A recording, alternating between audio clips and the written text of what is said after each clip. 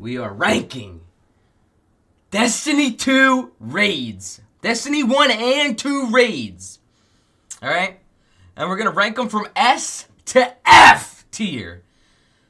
And this is my personal opinion. If you do not agree, so be it. That's on you. Okay? Now, I'm looking at this list right now, and I can already tell which ones for me are S tier. And I'm straight up, I'm going Vault of Glass Original S tier. And if you disagree, please explain. Explain why. I had to check if my mic was unmuted, because sometimes I'd be recording and it's muted, and then I have to crash out because I have to restart the recording. Anyway, Original Vault of Glass, absolute S tier. There's no doubt about it. It's peak. It was the first Destiny raid there ever was to exist. And there's no reason why it shouldn't be on S tier. Alright? And if you guys disagree, then please explain. Alright, so next, I'm going to have to throw King's Fall on S tier as well. And maybe this is because I'm just such a big fan of Destiny games that I just can't get enough of. I remember back when Destiny 1 and this raid just came out, and me just grinding to absolute, I don't even know what the word is. Grinding to absolute. Chat, help me out here. I was grinding this and grinding this and grinding this and been trying to beat it and trying to beat it. And that feeling whenever you kill Oryx with the touch of malice and he's out into the distance whenever you kill him. Bro, that hit. That hit. That was probably one of my favorite raids. I honestly might put it over Vault of Glass, but I'm not actually completely sure. So Crota's End is the next. Crota's End, I mean, come on. I want to give this S tier. All the originals are just so great. It's hard not to just put this straight into S tier. And I'm trying to figure out a reason why it wouldn't be S tier. But I can't find any other reason. This was peak. This was peak. The Gjallarhorn and the communication and the ending where you're running up to him and just knocking him with a sword, it's peak. It's actually peak. S tier. I'm sorry. I'm actually sorry, because I can't determine, I can't give it a reasoning to be below S. Be below S. I can't. Alright. Wrath of the Machine. Now, if I remember this correctly, Wrath of the Machine gave me some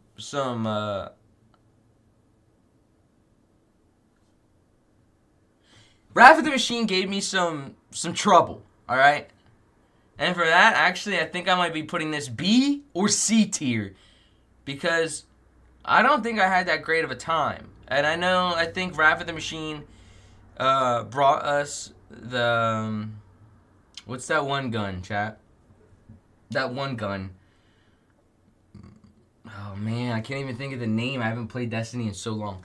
That one gun was like, that pulse rifle. That pulse rifle. What was the name of it? Outbreak Prime! That's what I was thinking of. Outbreak Prime. And I think for that, the Outbreak Prime is a pretty fun weapon to use. I think I might be throwing this in a B tier, only because the exotic weapon coming from that raid was pretty decent. So I'm going to go ahead and throw Wrath of the Machine in the B tier. Leviathan.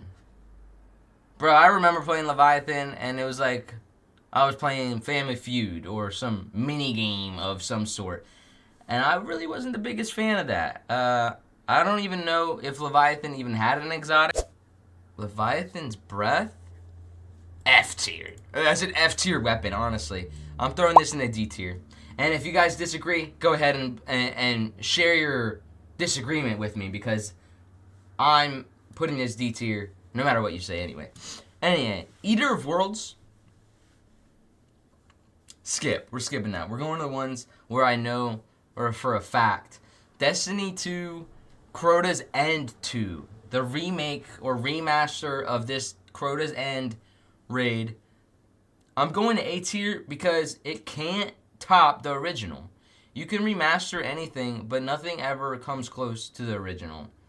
And I've played it, and I've completed it, and it was fun. But again, A tier. And I'm going to go ahead and say the same for King's Fall 2, remastered. I don't see this topping the original, and I can't justify putting this with S tier as well, because it's just the fact that the original is just, it's the original. You can't compare a remaster to original. You can, but it just never is the same. And I'm gonna go ahead and say the same with Vault of Glass 2. I mean, I can't. Okay, here's a story, actually. Vault of Glass 2. Alright, we got Mexican Hobgoblin. We're trying to get, the Vex Mythoclast. And we're doing Destiny 2 raids, Vault of Glass, back to back. And you know what? I'm going to go ahead and share my raid, how many times I've done Vault of Glass, and how many times I've got Vex Mythoclast. I actually believe it was 60 clears of this raid for me to obtain the Vex Mythoclast. We're going to... Vault of Glass, 67 times. 67. 67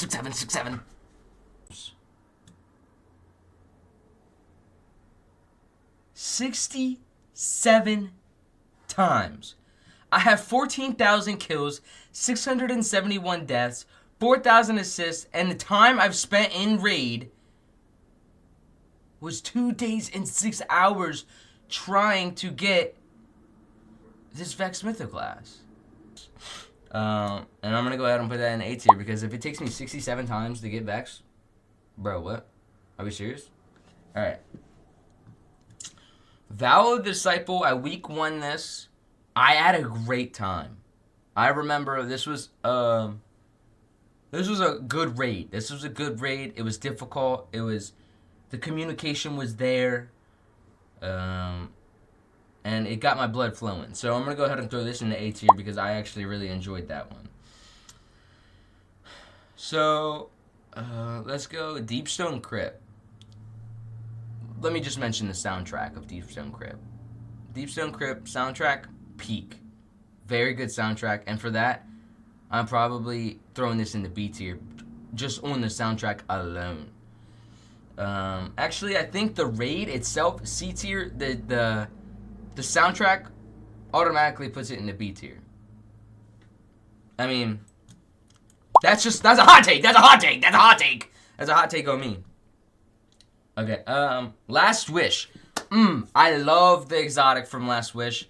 Last Wish was good. I think the boss fight, kind of mid for me. C tier. Alright.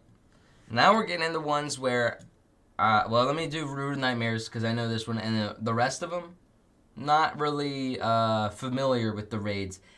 I have most likely completed these maybe once, maybe twice. I know Root of Nightmares I played. Great time. I had fun. But I don't think it compares to the rest, and I'm going to go ahead for that. I'm throwing that into D tier. Maybe C tier. Maybe. We might change our mind. Alright, so we have Garden of Salvation. I remember this one. This one's tough.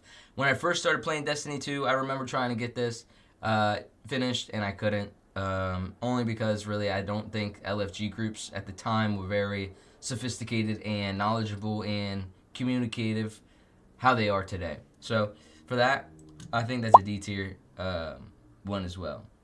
Eater of Worlds, Spire of Stars, Scorch of the Past, Crown of Sorrow, and Salvation's Edge. Now, if we go over here, apparently I've never even completed Garden of Salvation. I've never completed Crown of Sorrow. I've never completed Spire of Stars. Scorch of the Past, I got it once. Eater of Worlds once. So for that, I really can't. Salvation's Edge 0 and Desert. Like this is. I haven't even seen this. I've never even seen this. Do I even remember completing this? No. It looks sick though. That boss looks dope. So I'm gonna go ahead and throw Crown of Sorrow into C tier because I honestly think it might be better than. Actually, I'm moving Root of Nightmares up one. C tier for sure. Scorch of the Past. F tier. I just looked up pictures of it. It doesn't even look fun. Looks horrible. Looks absolutely horrible. Eater of Worlds. That's a cool name. I'm throwing that in the D tier. Spire of Stars. F. And Salvation's Edge. F. Now, the only reason these are in F tier is because I don't think I've even played these. Let alone, I've never even heard of them. So they can't be that good. I'm a professional gamer. Alright, I don't think that I would let this get past me. Like, I would hear about this if it was good. So this is my list.